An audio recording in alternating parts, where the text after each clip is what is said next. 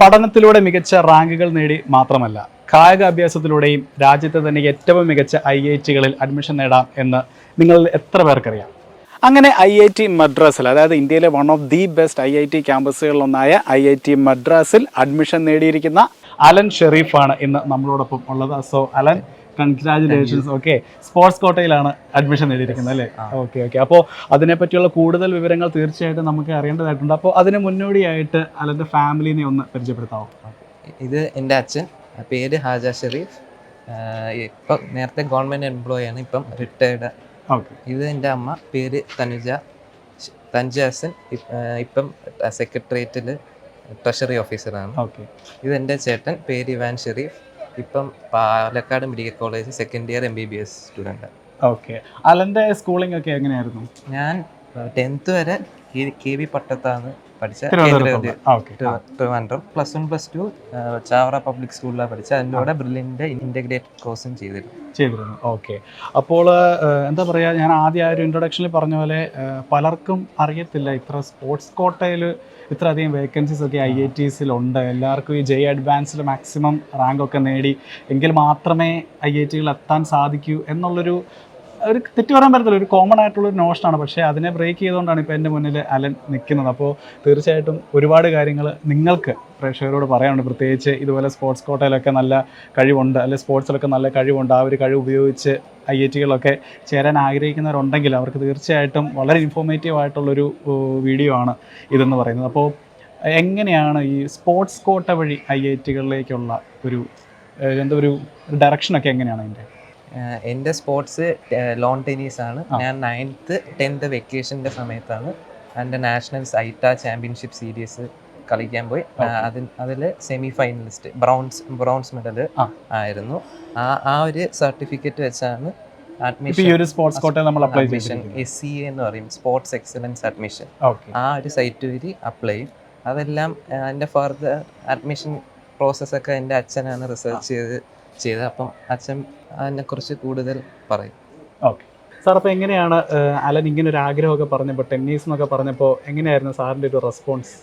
പഠിത്തം മാത്രമാണോ അതോ സ്പോർട്സിനൊക്കെ ഇമ്പോർട്ടൻസ് കൊടുക്കുന്ന ഒരാളായിരുന്നോ? അലനും എൻ്റെ മൂത്ത മകനായ ഇവാനും ഈ സ്പോർട്സിനോട് കുട്ടിക്കാലം മുതലേ വലിയ താല്പര്യമുള്ളവരാണ്. ഓക്കെ. അപ്പോൾ അവിടെ നമ്മുടെ അടുത്ത് തന്നെ ഒരു സ്പോർട്സിൻ്റെ ഈ ടെന്നീസിൻ്റെ ഒരു കേരള ടെന്നീസ് അക്കാഡമി എന്ന് പറഞ്ഞൊരു അക്കാഡമിയുണ്ട്. ഓക്കെ. അപ്പോൾ അവിടെ കുട്ടികളെ ടെന്നീസ് പരിശീലിപ്പിക്കുന്ന ഒരു സംവിധാനം ഉണ്ടായിരുന്നു.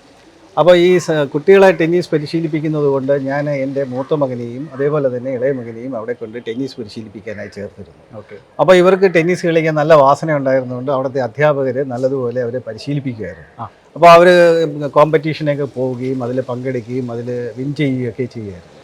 പക്ഷേ ഈ കോവിഡ് സമയമായപ്പോഴത്തേക്ക് മൂത്ത മകന് ഈ കളിയിലൊന്നും പിന്നെ പോകാൻ പറ്റാതെ വരികയും ഈ കളികളെല്ലാം നിർത്തിവെക്കുകയും ചെയ്തുകൊണ്ട് മൂത്ത മകന് അതിൽ പിന്നെ തുടരാൻ പറ്റിയില്ല. അത് കഴിഞ്ഞ് അവൻ 10th കഴിഞ്ഞപ്പോഴത്തേക്ക് ഇതിലേക്ക് വരികയും ഇവിടെ ചാവറ സ്കൂളിൽ പഠിക്കുകയും ചെയ്തു.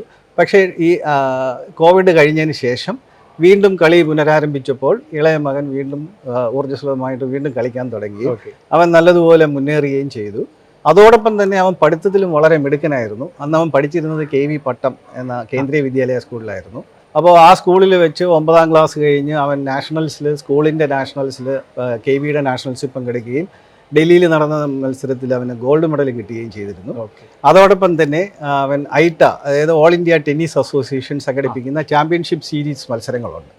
ഈ മത്സരത്തിൽ അവൻ പങ്കെടുക്കുകയും അവൻ സെമി ഫൈനലിസ്റ്റ് ആവുകയും ചെയ്തു. അതായത് അവന് ബ്രോൺസ് മെഡൽ അന്ന് കിട്ടുകയും ചെയ്തു. ഓക്കെ.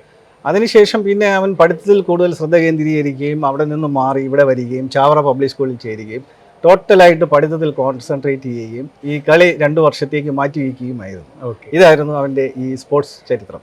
ഓക്കെ. അപ്പോൾ അലൻ നേരത്തെ പറഞ്ഞ പോലെ ഈ ഐട്ട എന്ന് പറഞ്ഞ ആ ഒരു എന്താ പറയുക, ആ ഒരു സർട്ടിഫിക്കേഷനാണ് ഈ ഒരു സ്പോർട്സ് കോട്ടയിലേക്ക്? തീർച്ചയായും. കാരണം നമ്മൾ ഈ സ്പോർട്സ് എക്സലൻസ് അഡ്മിഷൻ എന്ന് പറയുന്ന ഒരു എന്ന് പറയുന്ന ഒരു പോർട്ടൽ ഇതിനു വേണ്ടി IITയിൽ പ്രത്യേകം തുറന്നിട്ടുണ്ട്. അത് IIT മദ്രാസ് ആണ് ഇത് ഹാൻഡിൽ ചെയ്യുന്നത്. ഓക്കെ. അപ്പോൾ ഈ പോർട്ടലിൽ അപ്ലൈ ചെയ്യണമെങ്കിൽ അവർ 3 ബേസിക് കണ്ടീഷൻസ് പറയുന്നുണ്ട്. അതായത് ഒരു വിദ്യാർത്ഥി അഡ്വാൻസ്ഡ് ക്വാളിഫൈ ചെയ്യുകയും +2 JEE നോംസ് അനുസരിച്ച് +2 മാർക്കെല്ലാം കിട്ടുകയും ചെയ്തിട്ടുണ്ടെങ്കിൽ നാഷണൽ ലെവൽസിൽ പങ്കെടുത്ത് വിൻ ചെയ്ത കുട്ടിയാണെങ്കിൽ അല്ലെങ്കിൽ ഇൻ്റർനാഷണൽ ലെവൽസ് മത്സരങ്ങളിൽ പങ്കെടുത്ത് അവർ സ്പെസിഫൈ ചെയ്തിരിക്കുന്ന കുറേ മത്സരങ്ങളുണ്ട്.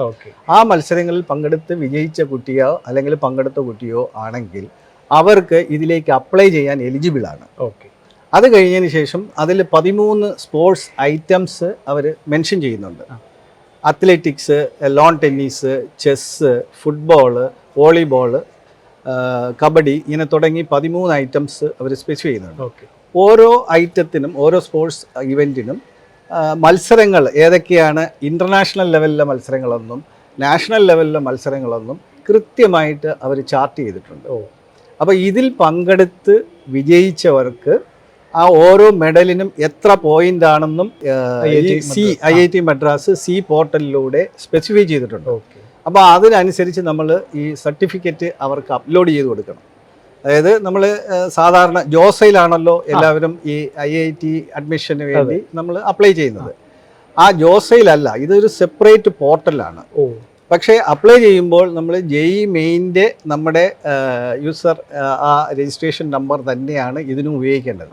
അത് ചെയ്ത് രജിസ്റ്റർ ചെയ്യുമ്പോൾ ജോസയിൽ വരുന്നത് പോലെ തന്നെ നമ്മുടെ ഡീറ്റെയിൽസ് എല്ലാം ഈ സി പോർട്ടലിൽ നമുക്ക് കാണാൻ കഴിയും. അതിൽ നമ്മൾ ഈ സ്പോർട്സിൻ്റെ സർട്ടിഫിക്കറ്റ് കൂടി അപ്ലോഡ് ചെയ്ത് കൊടുക്കാനായിട്ട് ഒരു പ്രൊവിഷനുണ്ട്. ഇത് അപ്ലോഡ് ചെയ്ത് കൊടുത്തു കഴിയുമ്പോൾ അതിൻ്റെ ലാസ്റ്റ് ഡേറ്റ് കഴിയുമ്പോൾ അവർ ഈ സർട്ടിഫിക്കറ്റ് ഇനി വെരിഫൈ ചെയ്യും. അവരുടെ അതോറിറ്റി, അവരൊരു കമ്മിറ്റി ഉണ്ടാക്കിയിട്ടുണ്ടെന്നാണ് അതിൽ പറഞ്ഞിരിക്കുന്നത്. ഈ കമ്മിറ്റി വെരിഫൈ ചെയ്യും. വെരിഫൈ ചെയ്തിട്ട് ഈ കുട്ടി ഇതിൽ എലിജിബിൾ ആണോ അല്ലയോ, ഈ കുട്ടിക്ക് ഇത് പ്രകാരം എത്ര അവർ മാർക്ക് അനുവദിച്ചിട്ടുണ്ട് എന്നുള്ളത് അവർ ലിസ്റ്റ് ചെയ്ത് രണ്ടാമത് ആ സൈറ്റിൽ തന്നെ പബ്ലിഷ് ചെയ്യും. അതിൽ നമുക്ക് ലോഗിൻ ചെയ്യുമ്പോൾ ഈ കുട്ടിയുടേത് മാത്രമേ നമുക്ക് കാണാൻ കഴിയൂ. അങ്ങനെ വന്നപ്പോൾ അലൻ ഷെരീഫിന് 11ാമത്തെ റാങ്ക് ഓൾ ഇന്ത്യ തലത്തിൽ സ്പോർട്സ് തലത്തിൽ 11ാമത്തെ റാങ്ക് വന്നിട്ടുള്ളതായി അതിൽ മാത്രമാണോ അതോ അല്ല മൊത്തം ഈ 13 ഐറ്റത്തിലെയും കൂടെ കുട്ടികളെ പരിഗണിച്ചതിന് ശേഷം നമ്മളൊരു പ്രത്യേക കാര്യം ഓർക്കണം. കാരണം ഈ അഡ്വാൻസ് ക്വാളിഫൈ ചെയ്തവർക്ക് മാത്രമേ ഇതിൽ അപ്ലൈ ചെയ്യാൻ പറ്റൂ. സ്പോർട്സ് മാത്രം കൊണ്ട് നടക്കുന്നവർക്ക് അപ്ലൈ ചെയ്യാൻ പറ്റത്തില്ല. പഠിത്തവും കൂടെ വേണം. അതായത് അഡ്വാൻസ് ക്വാളിഫൈ ചെയ്തിട്ടുള്ളവർ സ്പോർട്സിൽ നാഷണൽസിൽ പങ്കെടുത്തിട്ടുണ്ടെങ്കിൽ, വിജയിച്ചിട്ടുണ്ടെങ്കിൽ അവരാണ് എലിജിബിൾ. അത്തരം കുട്ടികൾ എണ്ണം വളരെ കുറവാണ്. അതുകൊണ്ടാണ് നമുക്ക് ഇതിൽ വളരെ മുൻനിരയിലുള്ള IITയിലേക്ക് അഡ്മിഷൻ കിട്ടാൻ സാധിക്കുന്നത്. ഓക്കെ, അപ്പോൾ ജോസ എന്നൊരു ടിപ്പിക്കൽ JEE അലോട്ട്മെന്റുമായിട്ട് ഇതിന് യാതൊരുവിധ ബന്ധം, ഇത് സെപ്പറേറ്റ് പോർട്ടലാണ്. സി സ്പോർട്സ് എക്സലൻസ് അഡ്മിഷൻ, ഇതൊരു സെപ്പറേറ്റ് പോർട്ടലാണ്. Okay sir. ഓക്കെ, അപ്പോൾ തീർച്ചയായിട്ടും അത് ഒരുപാട് പേർക്ക് ഉള്ളൊരു പുതിയൊരു അറിവാണ്. ഓക്കെ, അപ്പോൾ അല്ലെൻ എങ്ങനെ ഉണ്ടായിരുന്നു നമ്മുടെ പാലായിലുള്ള ജീവിതം? കാരണം തിരുവനന്തപുരംകാരനാണ്, ഒരുപാട് ദൂരെ. ആദ്യമായിട്ടാണ് വീട്ടിൽ നിന്ന് മാറി നിൽക്കുന്നത്? ആദ്യമായിട്ടാണ് വീട്ടിൽ നിന്ന്. അപ്പോൾ ഹോം സിക്നെസ് ഒക്കെ അടിക്കാനുള്ള എന്താ പറയുക ചാൻസസ് ഉണ്ട്. അപ്പോൾ എങ്ങനെയുണ്ടായിരുന്നു നമ്മുടെ പാലയിലെ ജീവിതം, ബ്രില്യൻ്റുമായിട്ടുള്ള കാര്യങ്ങളൊക്കെ? പാലയിലെ ജീവിതം എന്ന് പറഞ്ഞാൽ ആദ്യത്തെ 1-2 ആഴ്ച ഹോസ്റ്റലിൽ നിൽക്കപ്പം ചെറുതായിട്ട് ഹോം സിക്നെസ് ഒക്കെ ഉണ്ടായിരുന്നു. പിന്നെ ഹോസ്റ്റലിൽ എല്ലാവരുമായിട്ട് ഫ്രണ്ട്സ് ആയപ്പം അത് ഓക്കെ. പിന്നെ ഇവിടുത്തെ ജീവിതം എന്ന് പറഞ്ഞാൽ ഈ ബ്രില്യൻറ്റിൽ ഇൻ്റഗ്രേറ്റഡ് കോഴ്സിലെ ക്ലാസ് എന്ന് പറഞ്ഞാൽ നല്ലപോലെ മനസ്സിലാവും. അവർ തരുന്ന വൺ ഓഫ് ദി ബെസ്റ്റ് പ്രൊഫസേഴ്സാണ്. പിന്നെ എൻ്റെ ക്ലാസ് ടീച്ചർ അഖിൽ സാർ ആയാലും നല്ല സപ്പോർട്ടീവാണ്. എപ്പോഴും ക്ലാസ്സിൽ വന്ന് മോട്ടിവേഷനൊക്കെ തരും. പിന്നെ നമ്മുടെ കോർഡിനേറ്റർ ശ്രീനാഥ് സാറായാലും ഇടയ്ക്കിടയ്ക്ക് ക്ലാസ്സിലൊക്കെ വന്ന് ഇങ്ങനെ മോട്ടിവേഷൻ തന്ന് അഡ്വാൻസ് പ്രിപ്പറേഷനൊക്കെ എങ്ങനെ ഉണ്ടെന്നൊക്കെ ചോദിക്കും. പിന്നെ നമ്മുടെ സ്കൂൾ ചാവറ പബ്ലിക് സ്കൂൾ എടുത്ത അവർ ഈ നല്ല സപ്പോർട്ടീവാണ്. രണ്ടും കൂടെ ബാലൻസ് ചെയ്ത് കൊണ്ടുപോകാൻ. ഇപ്പം സ്കൂളുണ്ടെങ്കിലും സ്കൂളിൽ ഇത് കൂടെ കൊണ്ടുപോകാൻ സപ്പോർട്ട് ചെയ്യും. പിന്നെ ഹോസ്റ്റലിനെ കുറിച്ച് പറയുകയാണെങ്കിൽ നല്ല അറ്റ്മോസ്ഫിയറാണ്. നല്ലപോലെ പഠിക്കാൻ പറ്റും. പിന്നെ ഒരു കാര്യം ചോദിച്ചോട്ടെ, അലൻ്റെ കൂടെ പഠിച്ചിരുന്നവർക്ക് അറിയായിരുന്നു അത് ഓൾ ഇന്ത്യ തലത്തിലൊരു ടെന്നീസ് കോമ്പറ്റീഷനിൽ ഓൾ ഇന്ത്യ തലത്തിൽ 3ാം സ്ഥാനം ബ്രോൺസ് മെഡൽ നേടിയ ഒരാളാണ് ഈ സൈഡിൽ ഇരിക്കുന്നത് എന്നുള്ള കാര്യം കൂടെ പഠിച്ചവർക്ക് അറിയായിരുന്നു? എല്ലാവർക്കും അറിഞ്ഞൂടാണ്, ക്ലോസ് ഫ്രണ്ട്സിൻ്റെ അടുത്ത് മാത്രം. പിന്നെ അവസാനമായപ്പം എല്ലാവർക്കും അറിയാമായിരുന്നു. ഓക്കെ, അവസാനമായപ്പോൾ അത്ര നാൾ സീക്രട്ട് ആയിരുന്നല്ല, ഞാൻ ചില ആൾക്കാരത്തെ പറഞ്ഞോളൂ റൂമിലുള്ളവർക്കും. ഇത് ആദ്യം കേട്ടപ്പോൾ അവരുടെ ഒരു റിസപ്ഷൻ എങ്ങനെയായിരുന്നു? അവരാദ്യമൊന്നും ആദ്യമൊക്കെ അവര് വിശ്വസിച്ചില്ല. പിന്നെ എന്തുവാ, പിന്നെ അവര് വിശ്വസിക്കാൻ തന്നെ കാണിച്ചു, മെഡൽ കാണിച്ചു, അതോ ഫോട്ടോ കാണിച്ചു? അവര് വിശ്വസിച്ചു. Okay fine. അപ്പോൾ അലൻ എന്തുകൊണ്ടാണ് ബ്രില്യന്റ് തന്നെ ചൂസ് ചെയ്തത്? എന്തായിരുന്നു അതിന്റെ അകത്ത് ഒരു മോട്ടീവ്? ബ്രില്യന്റ്, അതും മെയിൻലി ഈ പാലാ സെന്റർ ചൂസ് ചെയ്യാൻ വേണ്ടി കാര്യം എൻ്റെ ചേട്ടൻ ഇവിടെ പാലയില് ആണ് പഠിച്ചത്.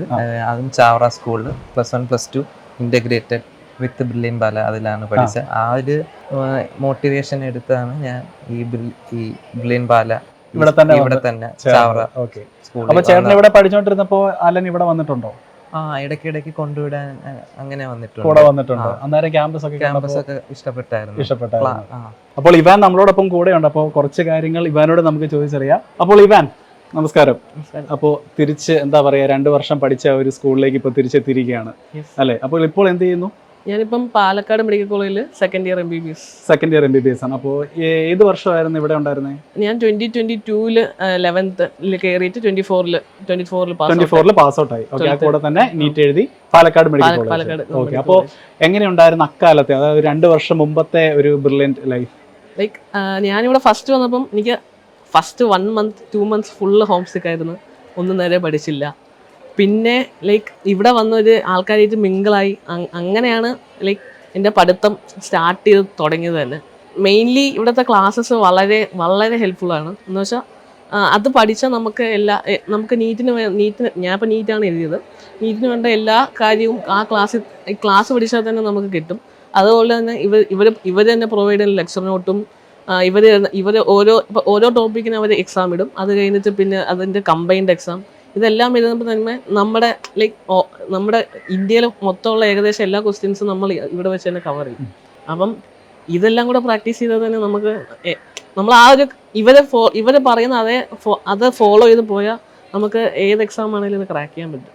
അപ്പം എനിക്ക് അവസാനമൊക്കെ ആയപ്പം ഈ നമ്മുടെ ഇൻ്റഗ്രേറ്റഡ് കോച്ചിങ്ങിൻ്റെ ഒരു പ്രത്യേകത എന്ന് പറഞ്ഞാൽ അവസാനമൊക്കെ ആകുമ്പോൾ നമുക്ക് കൂടുതൽ സമയം കിട്ടും പഠിക്കാൻ. നമുക്ക് സെൽഫ് സ്റ്റഡിക്ക് കുറേ സമയം കിട്ടും ക്ലാസ് കഴിഞ്ഞിട്ട്.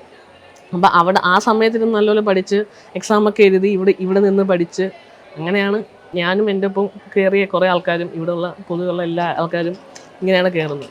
അപ്പോൾ ഇതാണ് എൻ്റെ അനുഭവം. ഓക്കെ, അപ്പോൾ അച്ഛൻ പറഞ്ഞു ഇവാനും ഈ ടെന്നീസ് ആ ഒരു കോച്ചിങ് കിട്ടിയ ഒരു പ്ലെയർ ആയിരുന്നു എന്നുള്ളത്. അപ്പോൾ ഇപ്പോൾ പഠിച്ചുകൊണ്ടിരിക്കുന്നത് അത് പാലക്കാട് മെഡിക്കൽ കോളേജിൽ എങ്ങനെയാണ് സ്പോർട്സ് കാര്യങ്ങളൊക്കെ എങ്ങനെയാണ്? അവിടെ ലൈക്ക് ടെന്നീസ് ഇല്ല, പക്ഷേ ബാക്കി ബാഡ്മിൻ്റൺ, വോളിബോൾ, ഫുട്ബോൾ അങ്ങനെയുള്ള സ്പോർട്സൊക്കെ, കോമൺ സ്പോർട്സൊക്കെ ഉണ്ട് അവിടെ. അതൊക്കെ കളിക്കാം. ടെന്നീസ് അവിടെ ഡെവലപ്ഡ് അല്ല. Yes, okay, may be in the future ആകുമായിരിക്കും അല്ലേ? ഓക്കെ, അപ്പോൾ ഇത്ര നാളുകൾക്ക് ശേഷം ബ്രില്യനിലേക്ക് തിരിച്ചു വന്നപ്പോൾ ക്ലാസ് ടീച്ചറിനെയും അതുപോലെ കോർഡിനേറ്ററിനൊക്കെ തിരിച്ച് ഒന്നുകൂടെ കണ്ടായിരിക്കുമല്ലോ? സന്തോഷമായി. എൻ്റെ പഴയ ക്ലാസ് ടീച്ചർ എൻ്റെ ക്ലാസ് ടീച്ചർ ജെറിൻ സാറായിരുന്നു. സാർ ഇപ്പോൾ ഇവിടെ ഇല്ല. അന്നും ഇന്നും കോർഡിനേറ്റർ ശ്രീനാഥ് സാറാണ്. സാറും നല്ല മോട്ടിവേഷനാണ്. എല്ലാ എക്സാമിൻ്റെ റാങ്ക് ലിസ്റ്റ് ഒന്ന് വായിക്കുമ്പോഴും നമ്മളെ സെൽഫ് മോട്ടിവേഷൻ ഒന്ന് നമ്മളൊരു പടി ഫ്രണ്ടിലേക്ക് ആക്കാൻ സാറ് എപ്പോഴും നമ്മളെ മോട്ടിവേറ്റ് ചെയ്തു. ഓക്കെ, അപ്പോൾ Alan, all the best for your future. നേരത്തെ പറഞ്ഞ പോലെ തന്നെ ഇന്ത്യയിലെ one of the best and biggest IITസിൽ കിട്ടിയിരിക്കുന്നു. And also sir, thank you. തീർച്ചയായിട്ടും ഇതിനെപ്പറ്റി അറിയത്തില്ലാത്ത ഒരുപാട് പേർക്ക് ഇങ്ങനൊരു ഓപ്ഷനും കൂടെ ഉണ്ട് എന്ന് തീർച്ചയായിട്ടും വളരെ ഡീറ്റെയിൽഡ് ആയിട്ട് തന്നെ സാറ് പറഞ്ഞു തന്നു. അപ്പോൾ അതിന് വലിയൊരു ബിഗ് താങ്ക് യു. ഓക്കെ, അപ്പോൾ Allen, congratulations and see you in the future. Okay. Thank you. Brilliant Study Center, India's #1 coaching center for NEET and JEE.